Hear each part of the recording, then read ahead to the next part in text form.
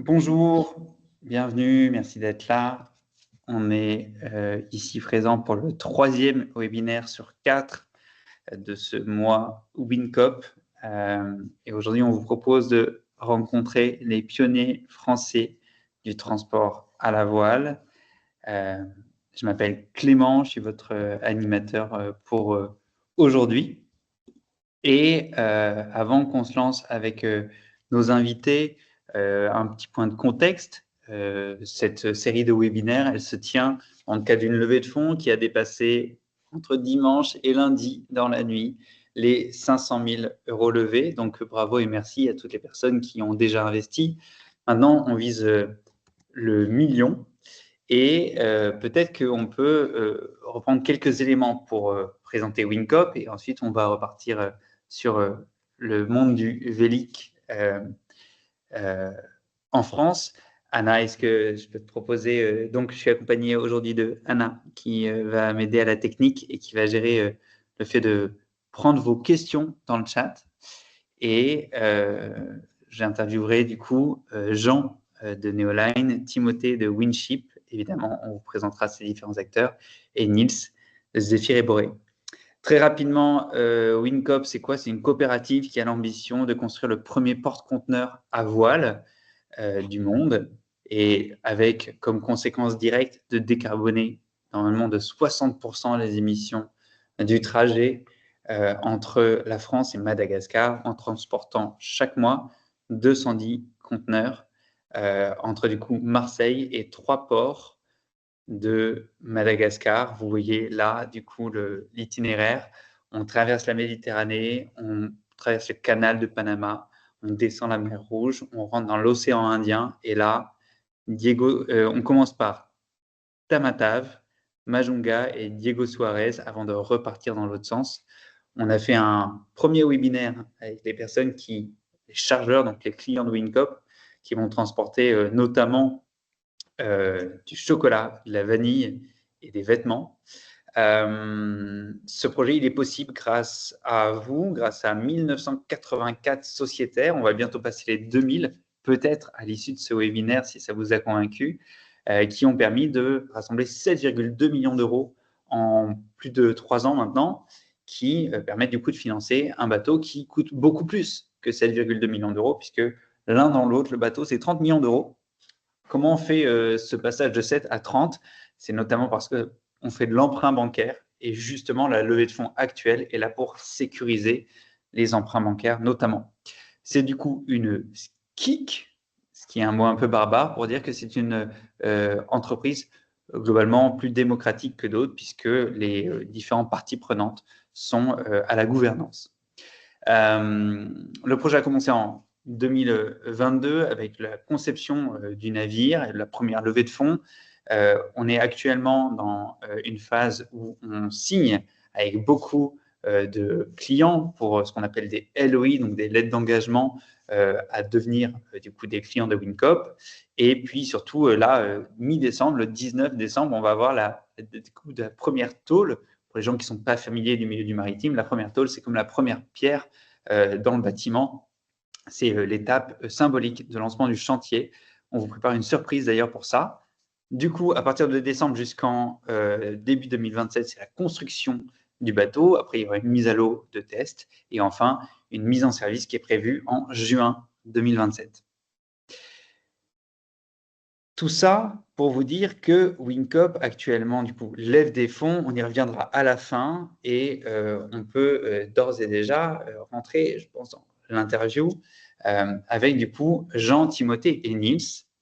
On vous invite à poser dans le chat toutes vos questions qui viennent au fil de l'eau. Moi, personnellement, j'ai tendance à les oublier, mes questions, quand je les garde pour moi jusqu'à la fin. Et à la fin, du coup, avec Anna, on fera en sorte de les réorienter vers les différents intervenants. Donc, vraiment, sentez-vous libre de poser vos questions dans le chat. On est aujourd'hui avec, du coup, 3 acteurs du Vélic, du transport maritime à la voile en France, parce que WinCop s'inscrit dans un écosystème Vélic français qui s'est enrichi de beaucoup d'acteurs ces dernières années. Timothée va nous en parler.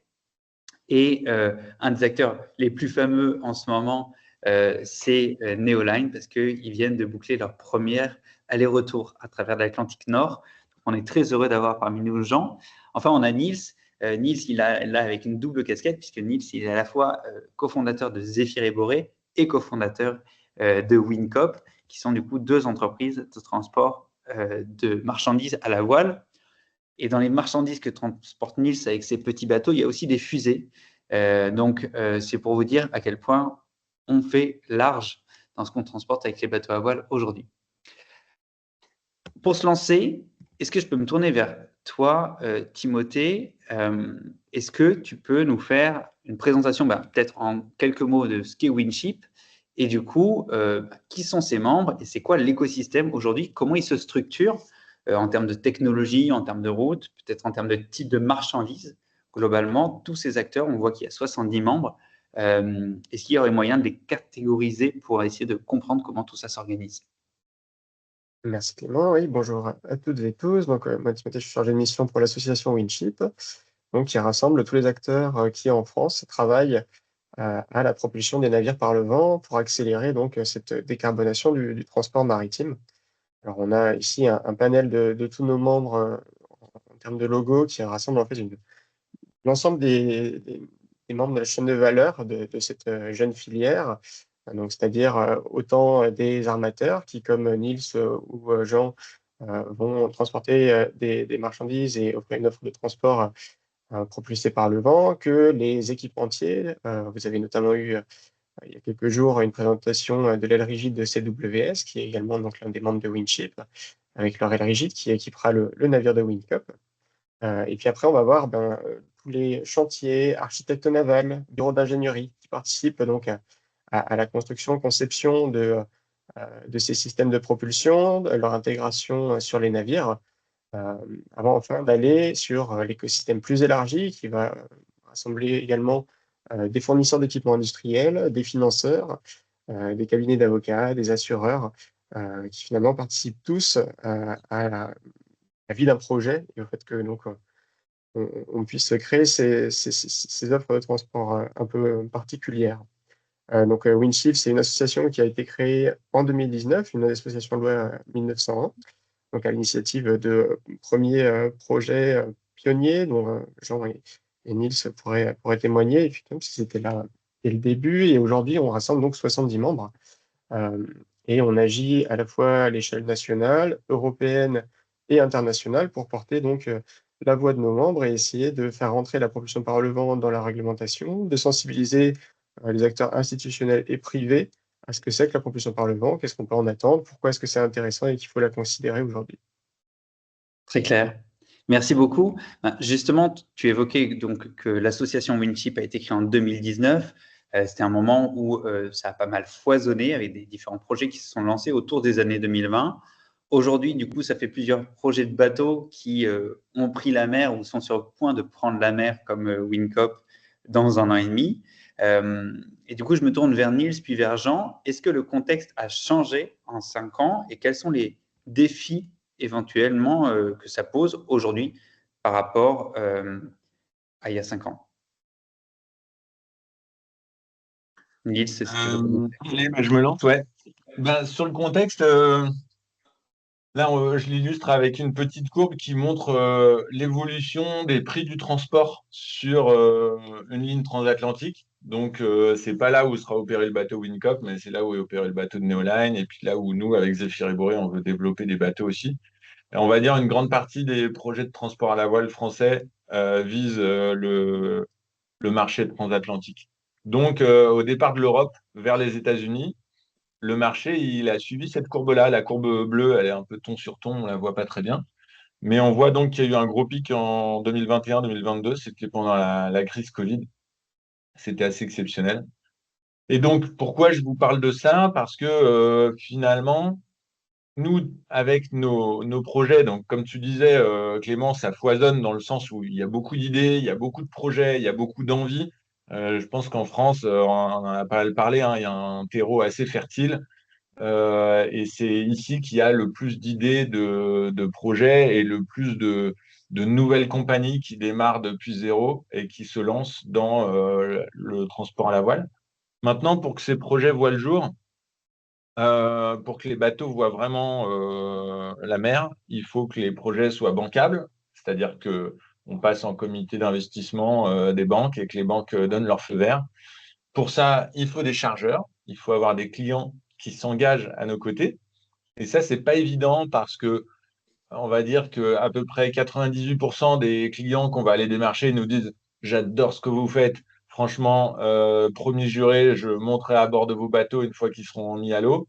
Mais quand le bateau il est au stade du PowerPoint, c'est assez compliqué de les convaincre de s'engager via des lettres d'intention ou des contrats à travailler avec nous pendant plusieurs années pour dans un bateau qui va rentrer en construction l'année prochaine et qui sortira dans 4 ans. Enfin, c'est quand même un sacré chemin de croix que d'arriver à engager ces chargeurs. Et, euh, et donc, bah, l'engagement des chargeurs, il va pas mal dépendre des taux de fret du marché. Et finalement, tout le monde est assez court-termiste, je pense même involontairement. C'est-à-dire que quand le marché il est tout là-haut, quand le marché il était exceptionnellement haut, autour de 6 000, 7 000 dollars le transport d'un conteneur en transatlantique, à ce moment-là, je ne sais pas pourquoi, mais tout le monde se disait, bah voilà, maintenant c'est le nouveau standard, ça va peut-être rebaisser, mais ça reviendra plus jamais comme avant. Et donc à ce moment-là, on avait pas mal d'appétence du marché. Et je pense que c'est ça qui nous a donné un peu des ailes à un moment donné. Là, depuis, comme vous pouvez voir, il y a eu pas mal de soubresauts, mais le marché globalement, il est un peu bas en ce moment. Et en ce moment, c'est compliqué de dire aux chargeurs, bah, OK, c'est bas en ce moment, mais en fait, on n'est pas à l'abri que dans 6 mois ou dans un an ou dans 3 ans, le marché il remonte. Donc, c'est un peu ça qu'on essaie de vendre à nos clients, c'est de leur dire, nous, on tire une grande partie de l'énergie propulsive du bateau du vent, et donc on va être plus résilient, on va être moins sensible à l'évolution du prix du carburant, on va être moins sensible à l'évolution des taxes carbone qui vont arriver, et donc en misant sur nos solutions, vous allez avoir une offre dont le prix va être beaucoup plus stable, et donc c'est un peu ça nos enjeux, voilà, pour faire court. Donc C'est clair. on y arrive, mais je dirais, voilà, tu demandais qu'est-ce qui a changé. Bon, en ce moment, les taux de frais sont bas, donc c'est un peu galère. Voilà, en bref. Merci pour ces emails express. Jean, avec un regard peut-être encore plus du terrain, on va dire, de la surface de l'océan, est-ce que ce moment-là de la première traversée aller-retour du Neoliner, elle est accueillie de la même manière que vous l'auriez prévu, ou est-ce qu'il y a des choses qui vous déroutent par rapport au contexte de quand vous vous êtes lancé dans ce projet il y a quelques années? Merci déjà de m'avoir invité à participer au webinaire. Euh, non, je dirais que l'accueil qui a été fait en mise en service de Netliner Origin, il était absolument exceptionnel. On a eu une très très belle couverture, beaucoup de compagnons femmes et hommes étaient présents à l'inauguration. C'était vraiment un moment extrêmement fort. Donc, on a senti en tout cas à notre niveau que ce navire, le projet qu'il porte, l'idée qu'il porte, ce qu'il peut représenter, a parlé à beaucoup de monde. Et surtout que c'était vraiment une réalisation collective. Et ça, c'est quelque chose qui était important pour nous. C'est pas juste le projet d'un petit groupe de personnes, c'est parce qu'il a rencontré. Il a rencontré aussi des ambitions collectives et ça a parlé à beaucoup de monde. Et c'est comme ça que le projet a pu se réaliser. Donc ça, c'était, je pense, un moment très fort. Après, le contexte, bah, il a beaucoup changé effectivement ces dernières années. Et donc, alors, c'est sûr que Niels a décrit une réalité marché, donc qui est vraiment secteur conteneur, et c'est logique hein, dans le cadre de Unicop et des projets forts que portent les défis élaborés. Dans d'autres secteurs du maritime, ça peut être un petit peu différent, notamment il y a moins de volatilité hein, sur les prix ou et moins aussi je dirais, d'aversion à l'engagement un peu plus long terme qu'il peut y avoir sur le conteneur, même si malgré tout le transport est un boulot un peu opportuniste. Hein. Ça reste un secteur qui fonctionne beaucoup comme ça. Moi, ce que je vois, c'est que avant 2019, c'était des belles idées, des belles images, mais personne n'y pensait sérieusement. À partir de 2019-2020, on a rencontré de plus en plus de personnes qui se sont mis à se dire oui, il faut vraiment le faire, il faut vraiment y aller. Et avec Covid, c'est devenu effectivement encore plus une évidence et on a signé beaucoup d'engagements à ces époques-là. euh, côté Neoline. Il y a aussi peut-être eu un changement de génération dans les directions logistiques de certains serveurs qui a permis de mettre des personnes qui en fait avaient vécu toute leur vie avec la conscience que il faut vraiment rentrer dans la ligne planétaire. On n'y cherche pas. C'est plus que pour les générations futures, mais c'est pour nous et on verra déjà beaucoup d'impact. On en voit déjà et on en verra encore plus. Et c'est nos enfants et petits-enfants qui seront vraiment qu'on sera très impactés par tout ça. Euh, et puis ensuite, là aujourd'hui, on a peut-être plus de difficultés parce que il y a une sorte je dirais, voilà, de contre-attaque hein, du fossile qui, je dirais, sème le doute. Parce que tout le monde est prêt à faire de l'écologie, mais veut le faire au bon moment, veut le faire en même temps que tout le monde. Personne veut être tout seul je dirais, accepter une productivité moindre par rapport aux autres, alors que les autres continuent à avoir une productivité boostée fossile. Et ça, c'est vrai que ce son de cloche, je dirais, ce lobbying qui est fait par l'industrie carbonée aujourd'hui pour aller contre, retarder les réglementations, etc., etc., eh bien, ça pousse à l'attentisme, ça pousse à se dire, oui, oui, j'ai bien l'intention de le faire, mais bon, pour l'instant, le fuel est à $300, hein, donc voilà. Donc j'attends qu'il y ait des vraies taxes qui sortent. Et puis les vraies taxes sont repoussées d'un an, etc., etc. Donc ça, effectivement, c'est extrêmement mauvais pour nos projets. Pour être très clair, c'est une très très mauvaise passe pour beaucoup de projets, des projets qui du coup, sont décalés aussi dans le temps, et des projets qui se lancent et qui sont sur des contextes adverses. Alors heureusement, c'est là où je pense qu'il est vraiment important de travailler sur les valeurs logistiques aussi apportées par les projets qui du coup ne doivent pas se résumer que au fait de je fais de la voile, mais aussi j'amène un vrai service en fait. Et c'est là l'enjeu. Et puis il faut faire le dos rond parce que ça change vite. Ça a changé vite dans un sens, mais ça change aussi vite dans l'autre. Et nos projets, ils sont aussi performatifs dans le fait qu'ils sortent dans leur domaine et à leur échelle bien sûr, mais le fait qu'ils sortent, qu'ils avancent et qu'ils continuent, ils poussent à montrer que ça reste la direction, même s'il y a des périls, même s'il y a des conjonctures fréquentes, ça reste la direction. Donc, je pense qu'en fait, ils sont d'autant plus importants à porter, à pousser et à réussir que le contexte est un peu plus compliqué en ce moment. Très clair, merci. Je ne sais pas si c'est le cas pour tout le monde. Moi, j'ai l'impression que j'ai un peu de saturation dans ton micro, Jean. Je ne sais pas s'il y a moyen de modifier ça. Mais justement, pour faire écho à ça, peut-être on va revenir sur ce que ça nécessite du coup de motivation entrepreneuriale pour, on va dire, porter le projet un peu contre vents et marées. Mais avant ça, Timothée, tu voulais apporter un complément sur la structuration de cet écosystème dont on a aujourd'hui 2 acteurs sur les 70. Peut-être qu'on peut revenir très rapidement sur la slide d'avant et tu peux nous en dire un peu plus. Non, tout à fait. Ça va appuyer finalement ce que vient de dire Nils et Jean, et notamment sur le fait qu'effectivement, en 2019, on a eu pas mal d'effervescence, notamment en France. Mais il faut surtout se rappeler que jusqu'à 2022-2023, on a finalement qu'une vingtaine de navires. Aujourd'hui, on en a 86, on en a au moins autant en commande. Et donc, on a une très forte accélération qui est constatée sur finalement l'intégration de la propulsion par le vent comme une des solutions qui doit être considérée dans cet effort de décarbonation, ce mix énergétique, avec finalement, voilà, comme l'expliquait Jean, à la fois ce constat partagé du fait que la décarbonation du maritime, c'est environ 3000 TWh à générer pour réussir à passer d'énergie fossile vers des solutions décarbonées. C'est 3000 TWh, c'est 600 réacteurs nucléaires, c'est 4000 champs éoliens.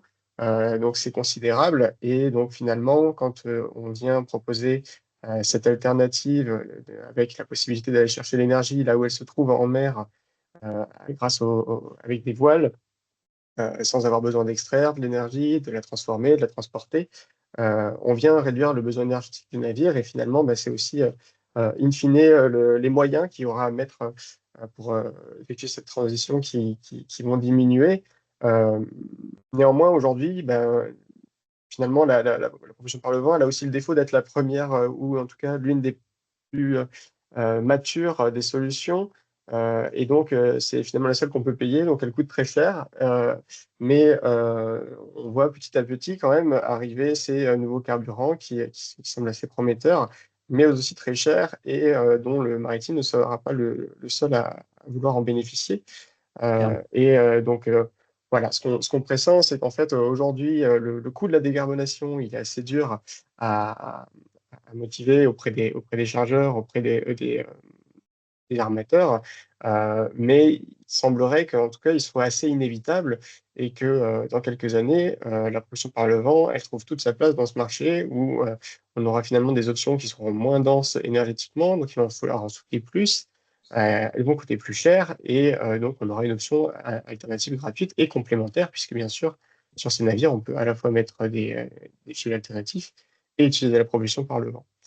Donc Claire. voilà, et puis peut-être pour finir sur ces réglementations, c'est d'autant plus important effectivement de continuer à pousser pour qu'elles soient mises en place, puisqu'on voit bien qu'aujourd'hui, pour réussir à ce qu'il y ait un niveau équivalent dans l'engagement qu'on va faire à la fois les armateurs d'un côté, les chargeurs de l'autre sur des projets de nouveaux services comme le peuvent les porter Zephyr et Boré ou Neoline, euh, il faut qu'il y ait cette pression réglementaire qui puisse obliger tout le monde en même temps à s'engager. Et en attendant cette réglementation-là, ces nouveaux projets, eh ben, ils font preuve du concept finalement, ils démontrent que c'est possible, que c'est intéressant et ils sont très regardés par tous les acteurs du conventionnel qui n'attendent qu'une chose, c'est de voir que ça marche pour pouvoir se lancer. Ben, tu m'offres un pont évident. C'est du coup le fait qu'aujourd'hui, c'est quand même des projets qui ont une énergie entrepreneuriale. On décide de se lancer avant que le marché soit mature parce que justement, on a l'intuition qui a besoin de cette audace. L'intuition, elle date parfois de longue date.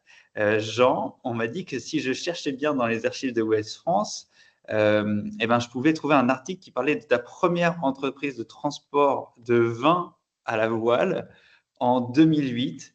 Est-ce que tu peux un peu nous en profiter pour nous faire un moment de rétrospective? C'est quoi les moments marquants de ces du coup 17 années passées à faire confiance du fait qu'il y avait des choses à transporter à la voile? C'est quoi ce qui t'a marqué dans cette aventure entrepreneuriale?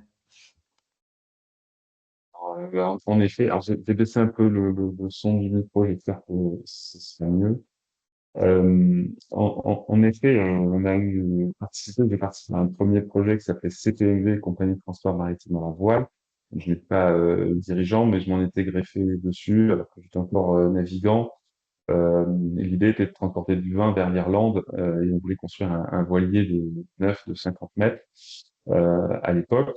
Et puis comme les banquiers ne voulaient pas, et bien on a affrété des navires de charge historiques, euh, type voilà Notre-Dame de Rugol, Bessie Hélène, Kathleen May à l'époque, Étoile de France malheureusement qui aujourd'hui a sombré.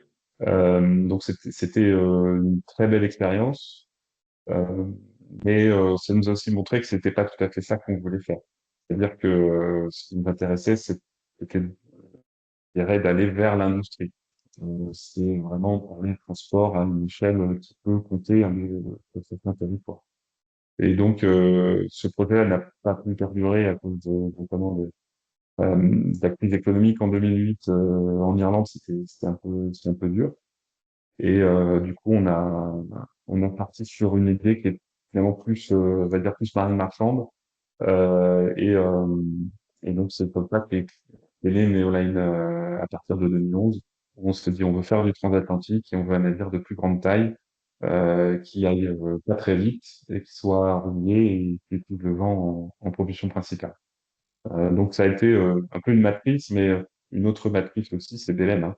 Voilà, j'ai eu la chance de naviguer à bord de Belém. On est plusieurs des cofondateurs à être liés à Belém. Michel Péry qui l'a commandé.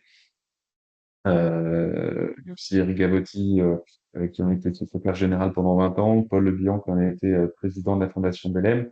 Donc on est aussi ce patrimoine qui vend, sur lequel on a navigué, qui fait plus de 500 UMS, hein, il fait 507 UMS, donc il est soumis aux réglementations internationales et ça a permis en fait, je dirais, de réintroduire aussi la voile dans l'idée de certains marins de commerce. Et je crois que c'est intéressant et important de souligner le lien entre ce côté patrimoine et la motivation et l'ambition de faire de la voile par la suite. Ça, pour nous, ça a été vraiment fondateur. Très clair. Merci. Sur la photo d'illustration, du coup, là, on voit le néoliner à gauche avec ses grandes voiles majestueuses. Je dis majestueuses parce qu'on voit que, enfin, c'était vraiment frappant. Je l'ai vu passer à Marseille et c'est impressionnant à quel point ça frappe le visage, le regard. Je me tourne vers Nice parce que Nice, du coup, vous avez un autre bateau avec Zéphyr et Boré qu'on voyait sur la slide d'avant. Et sur lequel vous vous êtes dit, si j'ai bien compris, hein, mais tu vas m'expliquer, on peut transporter des fusées à la voile. Alors, comment on en arrive à cette conclusion-là? Qu'est-ce qui s'est passé pour que Zéphyr et Boré se mettent à transporter Ariane 6? Et c'est quoi l'impact concret de ce projet? Ouais, bonne question. C'est sûr que ça peut paraître loufoque comme idée de transporter des fusées à la voile. La, L'histoire, hein, juste pour te redonner un peu d'historique. Donc, moi, je fais partie des nombreux marins français qui se sont dit il y a quelque chose à faire avec l'énergie du vent. Quand je terminais mes études à l'école de la marine marchande, il y avait déjà TOWT qui faisait du transport à la voile. Il y avait déjà CTMV qui avait fait quelques voyages et puis le projet Neoline qui débutait. Et donc, avec un de mes associés, enfin, avec deux de mes associés actuels, en fait, on a commencé à travailler sur le sujet. Au départ, c'était un mémoire de fin d'études. Et le meilleur conseil qui nous ait été donné à ce moment-là, c'est par un monsieur qui s'appelle Philippe Vidot, qui est également, enfin, je pense qu'il a été pendant un moment un mentor aussi pour Jean Zanottini. Je crois qu'il est au capital de Neoline. C'est quelqu'un qui a cofondé la compagnie du Ponant et donc, il nous avait pas mal aidé à nos débuts. Et surtout, il nous avait dit une chose que j'ai vraiment gardée en tête, c'est ne vous concentrez pas sur le design du bateau. N'essayez pas de dessiner un bateau et puis ensuite d'aller trouver des clients pour monter à bord. Faites un vague croquis de cargo à voile. Déclinez votre intention sur 3 slides et allez voir le marché, allez voir des clients. Essayez de voir qui a envie d'un transport à la voile. Et une fois que vous aurez trouvé ça, vous allez designer un projet autour du besoin. Et donc, c'est vraiment comme ça qu'on a procédé. Et au départ, franchement, on est parti avec rien du tout, puisqu'on avait 200 euros de capital et qu'on était trois, quoi.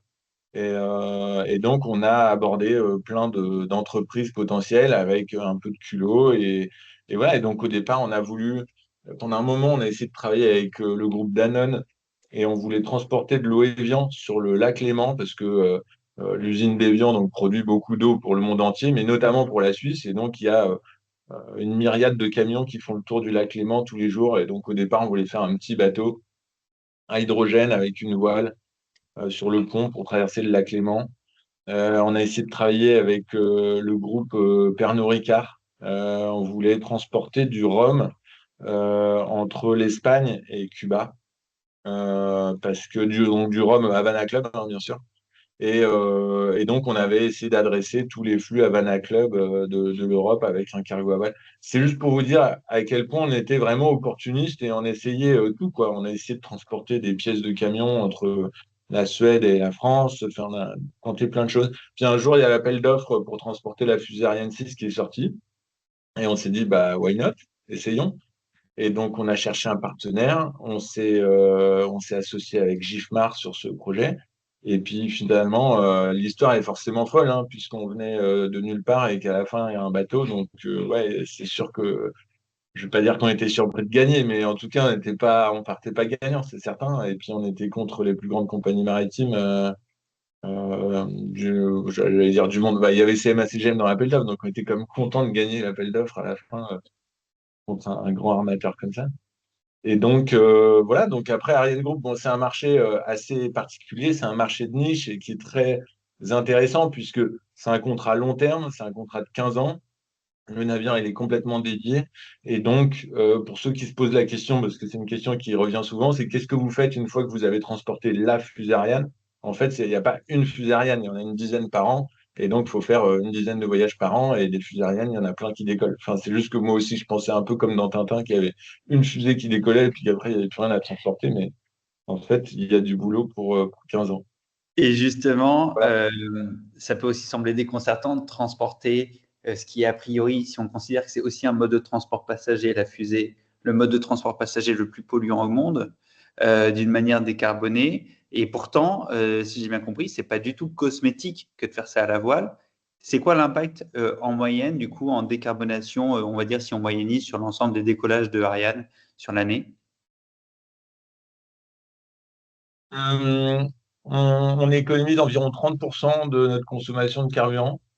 Après, ce chiffre, on nous demande souvent de le confirmer parce que c'est le chiffre qu'on avait annoncé au départ. Et donc, il est compliqué à confirmer. Je vais vous expliquer pourquoi. Mais bon, la réponse, c'est que oui, ça marche hein, en court, mais en plus long. L'idée, c'est qu'avant de construire un bateau, mettons par exemple Neoline, là, ils viennent de mettre un bateau en service. Avant de le construire, on va établir les polaires, c'est-à-dire les performances prévisionnelles établies par le calcul du bateau. Et puis, on va le faire voyager de manière virtuelle sur la ligne qui nous intéresse.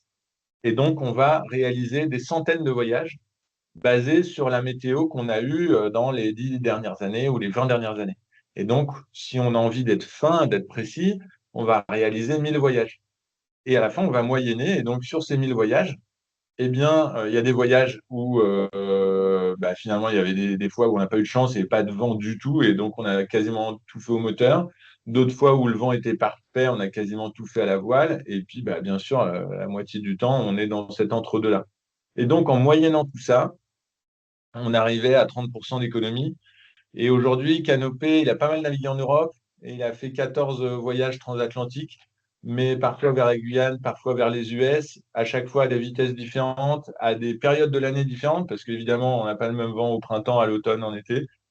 Donc, c'est compliqué sur les 28 voyages qu'on a fait de vous dire, bah, OK, c'est bon.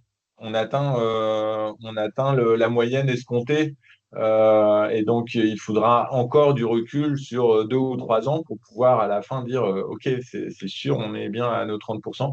Mais il n'y a pas de raison qu'on ne les atteigne pas dans le sens où, pour l'instant, le bateau, il présente bien les performances attendues au niveau de la polaire. C'est-à-dire que la polaire effective qu'on est en train de constater après 3 ans d'exploitation, elle matche bien avec la polaire théorique qu'on avait calculée auparavant. Et donc, concrètement, ça se traduit par le fait que quand vous êtes en passerelle, donc on est toujours en propulsion hybride, moteur plus voile, vous avez vos 4 voiles, vous sortez du port, les 4 voiles, elles sont dans l'axe du vent. Et puis, une fois qu'on se dit, OK, on y va, on appuie sur auto, enfin sur automatique. Et puis, les 4 voiles se bordent. Et d'un coup, vous avez la charge des moteurs qui diminue. Et c'est assez spectaculaire. Donc, Incroyable. voilà. Ouais, ça marche vraiment et ça économise vraiment des tonnes de fuel par jour. On est en moyenne à 1 tonne de carburant par jour et par voile. Donc, c'est pas que du vent. Très clair. Merci pour cette punchline. Alors du coup, moi je voulais me tourner vers Jean pour savoir si la première transatlantique de Neoline avait tenu ses promesses en termes de décarbonation. Mais ce que me dit Niels, c'est que c'est pas une question intelligente parce qu'il faudra vous poser ça dans plusieurs centaines de traversées. Donc du coup, je vais plutôt te poser une autre question, Jean, si tu me permets. Maintenant que vous avez sorti le bateau, que vous avez vraiment fait toutes les phases par lesquelles on va passer avec WinCop, de chantier, de test. Est-ce que le fait de faire du vélic, c'est quelque chose qui a changé les choses, par exemple dans votre rapport à votre chantier? Est-ce que dans vos parties prenantes, notamment le chantier de construction, ils vous ont dit, en fait, ça c'est vachement bizarre parce que avec d'autres bateaux sans la voile, on n'a pas du tout besoin de faire ça. Avec vous, ben, ça nous oblige à ça. Est-ce qu'il y a des choses qui sont déroutantes quand on fait du vélic? Alors, oui, quand même, hein, il y a un navire qui utilise la propulsion par le vent à cette échelle-là. Il y a pas mal d'éléments qui comptent beaucoup plus que pour un armateur classique. On ajoute vraiment des équipements supplémentaires. On a aussi tout le côté économie d'énergie à bord. Par exemple, je vais prendre une anecdote. Les cabines passagers, donc on est parti, on a voulu commander une salle d'eau qui sont préfabriquées en fait, hein, avec un fournisseur particulier, etc. Une salle d'eau, mais d'un standing plus élevé pour les passagers que ce qu'on met classiquement dans un navire cargo. Et puis ils ont livré ça avec des sèche-mains électriques. Et en fait, ça n'avait absolument aucun sens. Et du coup, alors ça nous a pris 3 mois pour les faire démonter avec le sujet de garantie, etc. Mais ça montre bien effectivement que sur tous les sujets, le tropisme qu'on adopte quand on va sur un projet comme ça, il peut pas mal surprendre et on est obligé de tout regarder. Alors, c'est beaucoup d'arbitrage hein, parce qu'il n'y a jamais rien de parfait, mais mais on est obligé de le faire et c'est des projets qui sont particulièrement complexes. Vraiment complexes parce qu'il y a énormément de capteurs. On a 7 anémomètres à bord.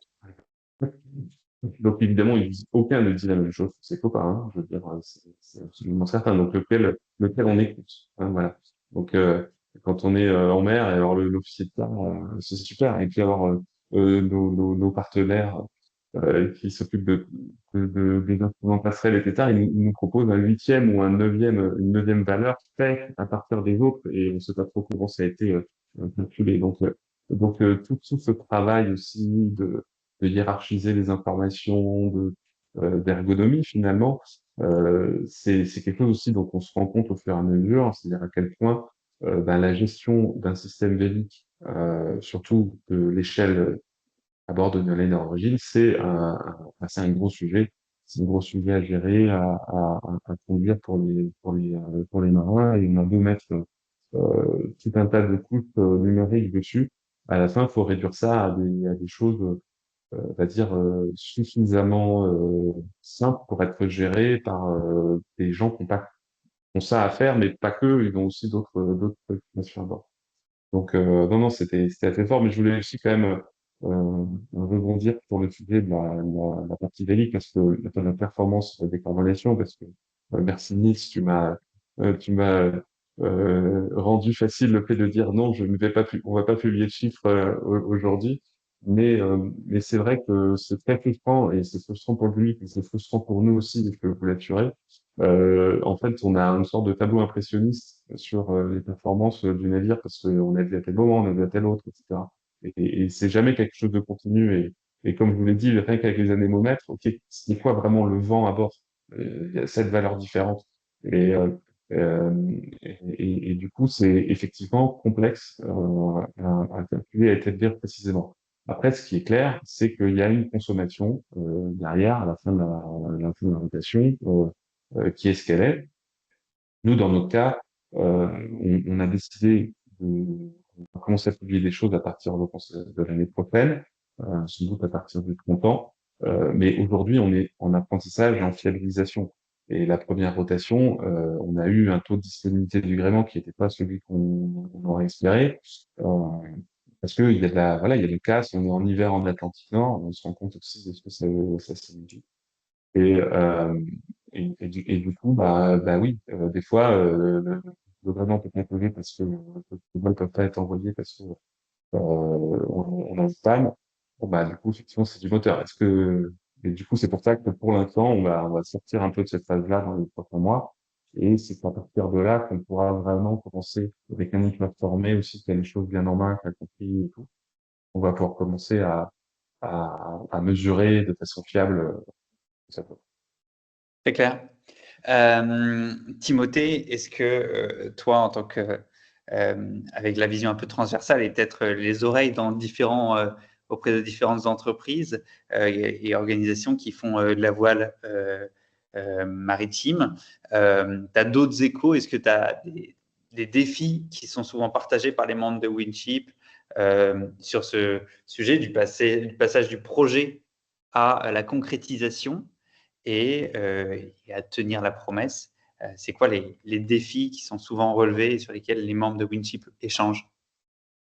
Je pense que le principal défi, il est effectivement là, hein, c'est que tout le monde est très attentif et en même temps, voilà, enthousiaste à l'idée qu'on puisse effectivement renouveler ce transport maritime, mais on aimerait que dès lors qu'on a un bateau qui est à l'eau, on puisse tout de suite connaître exactement ses performances, qu'on sache tout de suite l'exploiter de la meilleure des manières, et on oublie assez rapidement que finalement, ce qu'on arrive aujourd'hui à faire au moteur après 100 ans d'expérience ne peut pas être répliqué du jour au lendemain sur des navires qui expérimentent et finalement révolutionnent ce transport maritime quelque part, quand bien même ils utilisent initialement une solution qui, sous la forme de voile plus classique, a 7000 ans.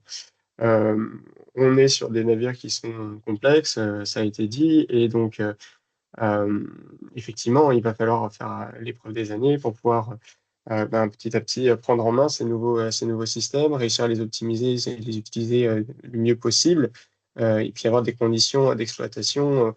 Peut-être Nice s'est passé un peu rapidement dessus, mais voilà, selon les types de transport, on ne va pas aussi avoir les mêmes obligations entre le fait parfois d'avoir une livraison qui soit très pressée pour des conditions particulières, et puis d'autres où on peut se dire que finalement, on va laisser plus de champ au routage et au fait d'exploiter pleinement le vent. Et donc tout ça, finalement, fait que avec les conditions météo qui sont aussi changeantes, eh bien, on va avoir besoin de temps pour pouvoir sortir des données fiables.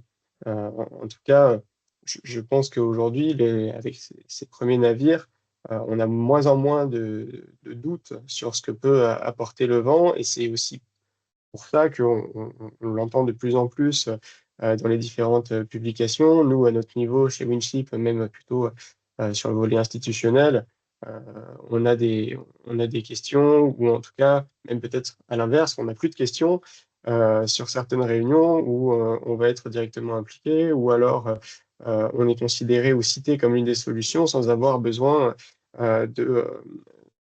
d'enfoncer la porte pour qu'on ait juste le mot vélique dans le texte. Donc ça, c'est quand même des changements qui se font petit à petit. Néanmoins, il va falloir encore être un peu patient, effectivement, pour que tous ces navires puissent effectivement confirmer ce qu'ils sont quand même néanmoins déjà constatés par eux-mêmes à bord. Voilà. Top. On va passer dans un instant aux questions du public et je vais me tourner vers Anna pour avoir le résumé des questions que vous avez posées. Donc, vous pouvez vraiment continuer à en mettre dans le chat. Avant ça, j'aimerais proposer à Jean et à Nils de se projeter sur l'horizon. Ça y est, on est en 2040 et la majorité du fret mondial est vélique parce que ça s'est accéléré. Il y a plein de choses qui font qu'il y a eu des effets de rupture. Et en fait, ce qui était émergent en 2025 devient la norme 10 ans avant l'objectif de neutralité carbone mondiale. Ça semble loin, et en même temps, si vous êtes dans un esprit entrepreneurial, ça ne semble pas non plus totalement impossible. Il y a une part de chance que ça ait lieu. Si ça a lieu, deux questions pour vous. Un, c'est quoi le défi qu'on a réussi à relever en chemin et qui aujourd'hui est bloquant? Et deux, c'est quoi l'impact concret? Et là, pas tant en termes de carbone, mais sur la mer ou sur les côtes. Et je pose la question parce que j'ai vu les témoignages d'habitants de Saint-Pierre-et-Miquelon quand ils ont vu arriver le néoliner. Apparemment, il y avait un truc totalement féerique. Donc, très curieux de savoir, c'est quoi le défi et l'impact concret que vous imaginez si, en 2040, le fret maritime mondial est majoritairement vélique? Nils, si tu veux te lancer. Le défi, pas très fun, mais ce serait au niveau réglementaire, quoi. Si on veut qu'il y ait plein de cargos à voile demain sur les océans, il faut. Enfin, je crois pas. Enfin, en tout cas, j'espère pas que ce sera grâce à l'épuisement du pétrole. Si on a cramé tout le pétrole, c'est qu'on est mal. Donc, j'espère que ce sera pas ça le levier. Je crois pas beaucoup au grand soir où d'un coup, tous autant qu'on est ici, on va réussir à peser sur le marché mondial grâce à comment dire, notre manière de consommer. Donc, je ne pense pas que ce soit vraiment la demande qui va changer la manière dont on va transporter, mais vraiment la réglementation. Et donc, pour ça, il faut voter pour les bonnes personnes et se mettre tous d'accord pour durcir la réglementation parce que sinon, sans ça, malheureusement, le pétrole, c'est diablement efficace et diablement pas cher. Donc, on n'arrive pas à lutter contre, que ce soit pour faire des panneaux solaires, des cargos à voile ou ce qu'on veut d'écologique. Donc voilà, le grand défi, il est au niveau réglementaire.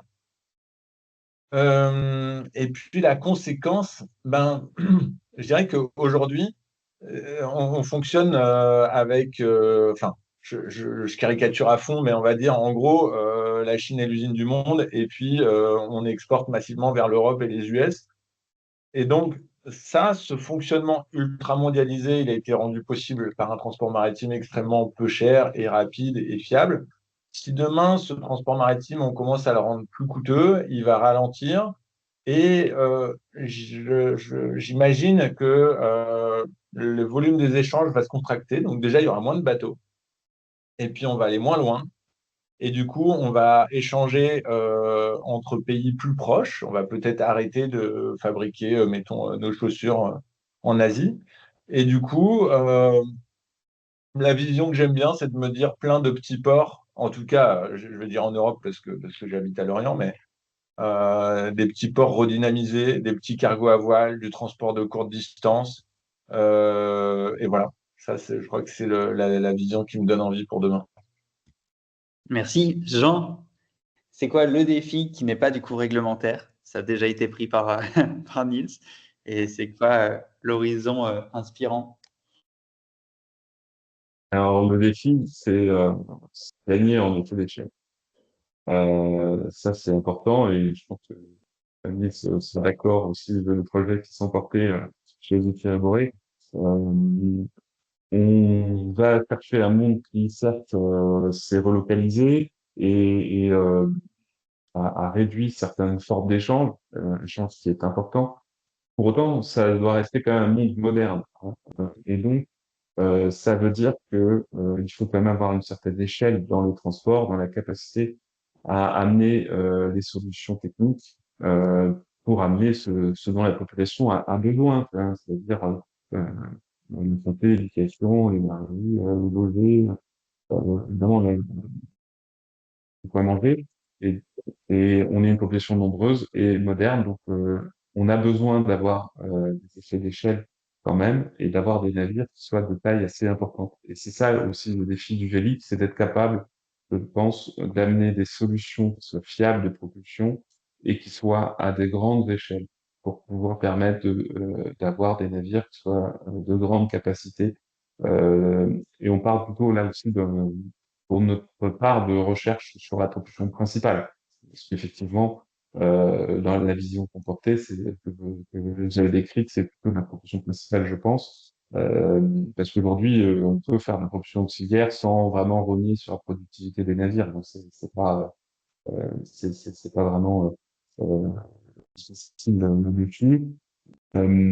Et l'avantage, c'est aussi effectivement, je pense, des services de proximité, un peu la fin de la logique de hub, où finalement on va rassembler par continent sur 2-3 ports et tout envoyer par des bateaux immenses et donc créer plutôt des points de rencontre régionaux adaptés au territoire et aux bonnes échelles des hinterlands pour les relier aux endroits où c'est nécessaire et de façon plus directe. Et c'est l'avantage des bateaux plus petits. Et donc c'est effectivement un des grands avantages qui va arrêter de distordre aussi la société où finalement chaque acte d'achat devient un arbitrage entre tout un tas d'impacts, etc. Et ça, les consommateurs ne sont pas en capacité de le faire dès qu'ils vont au magasin, quoi. Et, donc c'est vrai que je reviens sur le côté réglementaire. J'ai parlé d'effet d'échelle, mais pourtant je souscris parfaitement sur le côté réglementaire. C'est vraiment là que ça joue. Sur la sécurité routière, on ne peut pas s'appuyer uniquement sur la bonne volonté des automobilistes pour assurer une baisse des accidents. Ça suffit pas. Il faut des limites et des lois. Bah, c'est pareil. Si on veut arrêter de balancer, de dérégler le climat et de détruire la biosphère, il faut des limites et des limites qui sont claires. Et c'est pas être libéral que de dire ça. C'est pour le bien commun, quoi. Merci.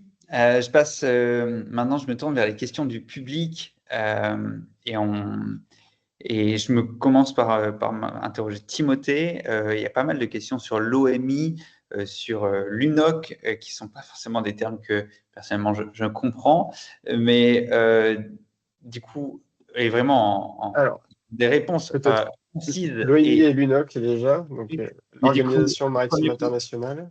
attends, Ouais, pardon. une microseconde. ça se passe comment, en gros, dans les discussions internationales en ce moment sur le sujet? Et est-ce que Winship est une initiative singulière en Europe et dans le monde, ou est-ce que globalement le VELIC s'organise aussi dans d'autres endroits? Ou est-ce que la France est pionnière et si oui, pourquoi? Donc, première question, ça se passe comment sur les négos internationales? Ça a l'air d'être chahuté en ce moment. Et deuxième question, est-ce que la France est singulière dans le domaine? Et si oui, pourquoi? Alors, effectivement, c'est chahuté en ce moment. Comment est-ce que ça se passe? Le transport maritime international, il est régulé à l'international au niveau de l'Organisation maritime internationale, qui est un organe de l'ONU, donc, et donc, plus particulièrement, ces décisions qui sont prises à ce niveau-là rassemblent donc tous les pays du monde, en tout cas membres de l'ONU, et se réunissent autour de conférences pour l'environnement, autour desquelles elles vont décider de la stratégie à mettre en œuvre et de la réglementation euh, qui doit être mise en œuvre pour pouvoir permettre d'atteindre ces objectifs. Donc, au niveau de l'OMI, on parlait tout à l'heure, à horizon 2050, c'est le net zéro émission. Et effectivement, il y avait là, début de semestre, à l'automne, une conférence qui visait à mettre en place un cadre réglementaire assez ambitieux par rapport à ce qui a été fait, qui était pour beaucoup assez, enfin pas assez ambitieux, mais qui, en tout cas, qui prenait déjà une première, posait déjà des premières bases et qui obligeait les armateurs du monde entier vraiment à enclencher cette marche vers la décarbonation. Ces négociations-là, eh ben, elles sont prises aux mêmes pressions que le reste des sujets en ce qui concerne la géopolitique. Vous n'êtes pas sans savoir que outre-Atlantique, on a depuis quelque temps un État américain particulièrement véhément qui n'est pas forcément porté sur les questions de décarbonation, qui souhaite prioriser donc son économie, notamment sur le gaz naturel liquéfié, et donc qui a pesé fortement sur les négociations qui ont eu lieu et qui ont débouché, au lieu d'un vote de cette réglementation, d'un report d'un an du vote, et donc des négociations qui devront reprendre l'année prochaine. Donc ça, c'est pour ce qui est de l'Organisation maritime internationale. Et on a, nous, en Europe, une déclinaison au niveau de l'Union européenne de ces réglementations sur l'Europe, c'est FuelEU Maritime, qui pose donc une ambition de réduction de 80% de l'intensité de l'énergie pour le maritime, sur lequel donc Winship, nous, on travaille aussi. Et peut-être c'était ça la seconde partie de la question. Comment est-ce que tout cela s'organise? Winship, donc nous, on représente les intérêts des acteurs français. Nous sommes membres de l'organisation internationale, donc l'IWSA, l'International Winship Association, qui a un statut de consultant auprès de l'OMI. Donc, quand il y a des grandes discussions, elle a le droit de proposer des textes et des amendements. Elle a le droit donc d'intervenir. Et c'est par ce biais-là que nous, on va pouvoir porter notre voix. Et elle agit également au niveau européen. Et donc, elle rassemble en fait tous les acteurs internationaux qui sont donc portés sur la pollution par le vent. Maintenant, là où en France on est un peu particulier, c'est qu'effectivement, on a cette association qui vise à structurer un secteur français de la propulsion par le vent qui réunit tous les acteurs de la filière. Là où à l'étranger, on va davantage avoir des centres de décarbonation, plutôt sur le volet académique, ou des acteurs qui vont développer des solutions de propulsion par le vent, qui vont être membres de l'association internationale, et pas forcément de structures ou qui représentent en tout cas tous leurs membres au niveau des États. Donc ça, c'est après le rôle de l'IWSA de fédérer tous ces membres pour réussir à apporter une voix commune et de faire peser donc sur les négociations. Merci. Voilà. Génial. Je me tourne vers Nils, une question très intéressée apparemment pour des gens qui ont envie de faire du voyage au long cours. Neoline et d'autres proposent quelques places de passagers. Qu'en est-il de Canopé et du futur bateau Wincop? Alors, canopée, c'est pas possible parce qu'on transporte du matériel sensible, parfois des satellites qui sont transportés sous escorte. Voilà. Et pareil pour le lanceur Ariane, c'est quand même, il y a quand même le carburant de la fusée qui est sur le bateau aussi. Donc, pour ces raisons-là, on n'embarque jamais de passagers. Et sur Wincop, oui, bien sûr. On aura 6 cabines doubles, on peut embarquer jusqu'à 12 passagers. Et voilà, on n'a pas encore trop avancé sur la commercialisation de ces places à bord, mais on va faire ça courant 26. Et donc, si vous êtes intéressé, stay tuned. Génial. Jean, une mauvaise surprise et 2 bonnes surprises de la première traversée de Neoline à travers l'Atlantique Nord. Difficile, difficile de trier, mais non, bon, clairement la carte d'ailleurs qu'on a signalée sur notre site après quelques jours après le départ de Saint-Nazaire, la place sur le panneau de pétière triangulaire en haut de la voile a été clairement une vraie surprise qui a obligé vraiment à consommer du fuel derrière. Les bonnes surprises, c'était la performance avant. Euh, autre bonne surprise aussi, ça a été euh, la réception, je dirais notamment à Saint-Pierre. Les premières marchandises se retrouvaient sur les étals l'après-midi du déchargement. Hein. C'est-à-dire qu'on a déchargé le samedi matin, le samedi après-midi, il y avait une mini cohue parce qu'on a amené en direct des produits qui ne se trouvent pas sur le site ou alors à des prix bien plus élevés que voilà, le commerçant a vraiment joué le jeu ça a été vraiment une très belle surprise de voir à quel point le territoire qui était emparé de ça. Euh, Subaru avait publié sur Facebook publicité livraison spéciale Neoliner, quoi. Voilà. Donc ça c'était vraiment chouette, c'est un peu magique parce qu'on dit ben, ça a du sens aussi d'un point de vue transport ce qu'on fait, ça amène vraiment quelque chose. Là-bas, le sujet que ce soit un navire à voile, ça plaît évidemment, mais l'enjeu c'était avant tout d'amener certains produits et donc faire ça c'était vraiment très utile. Génial. Il est 13h29, ça nous tient à cœur de vous libérer à l'heure. Il y a quelques questions qui ont été répondues dans le chat et désolé pour les 2-3 qu'on n'a pas pu prendre parce qu'il y en avait beaucoup. Du coup, conclusion, c'est un secteur qui n'a pas le choix que d'avoir de l'avenir si on va avoir une planète vivable, même si pour le moment la réglementation n'est pas tout à fait à la hauteur de l'enjeu et où l'entrepreneuriat permet de faire bouger les lignes, même si ça ne suffit pas. Et du coup, justement, si vous voulez, en tant que citoyen, faire bouger les choses, vous pouvez aux élections voter pour les bonnes personnes, c'est Niels qui l'a dit, mais vous pouvez aussi, entre les élections, investir dans les bons projets. Et du coup, on vous invite à devenir sociétaire, à inviter tous vos proches à devenir sociétaire.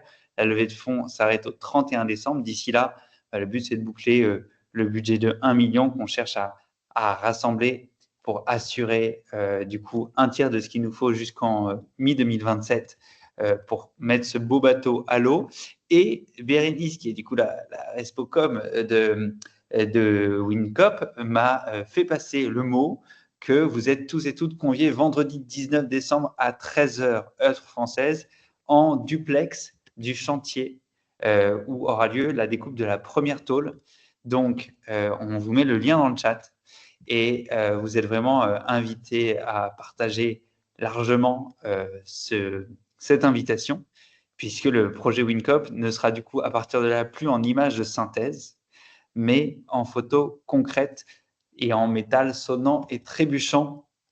Merci à toutes et tous d'être venus. Merci à nos 3 intervenants, à Timothée, à Jean, à Niels. Merci à Anna et à Bérénice pour la préparation de la communication et des supports et la gestion des questions. Et merci aux 1984, c'est ça, 974 sociétaires qui rendent ce projet possible. et bientôt vous. Moi, j'aimerais bien qu'on passe les 2000 aujourd'hui. Franchement, je trouvais ça élégant. Donc, lâchez-vous. Faites investir tous vos proches. Merci beaucoup. Bonne après-midi et à très bientôt pour notre prochain webinaire qui aura lieu la semaine prochaine. On parlera de quoi la semaine prochaine? Anna, j'ai plus la slide en tête. Si par chance tu l'as sous les yeux, il me semble. Ah si, on va inviter nos copains de Cellcop pour parler à nouveau de regard croisé avec les acteurs de l'écosystème et aussi ShapeFake des licornes, puisque le but de ce 4e webinaire, ce sera d'évoquer le fait que le format dans lequel on développe cette entreprise, il est singulier, il a des impacts et il est générateur de plein de choses très positives. Donc, on vous dit rendez-vous mercredi 10. À très bientôt. Merci, au revoir. Au revoir. Merci, au revoir. Au revoir.